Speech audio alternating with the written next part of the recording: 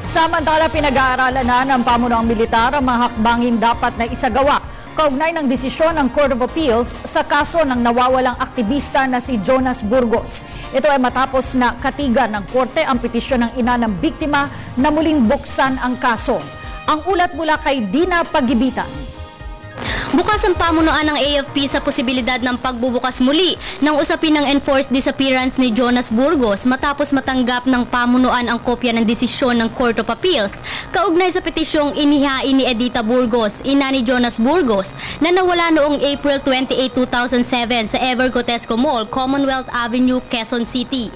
And the report will be submitted to the Chief of Staff together with the summary of all the documents that they have received from the Court of Appeals. Ayon sa apela ni Mrs. Burgos, may mga panibagong ebidensya siyang hawak na responsable sa pagkawala ng kanyang anak ang mga miyembro ng 7th and 56th Infantry Battalion ng AFP.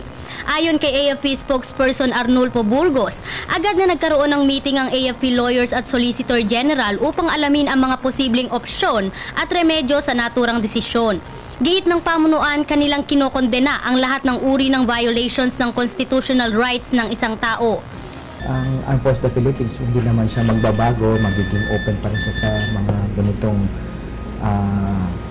in case na kailanganin ng aming cooperation of providing necessary information, documents, and even submitting personalities for investigation. We will do so. Bukas din ang AFP sa mga ebidensyang maaaring magpatunay ng totoong pangyayari.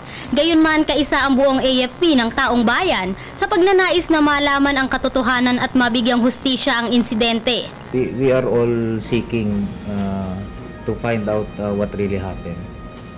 So it works two ways, to find out what really happened and to clear the names of those involved.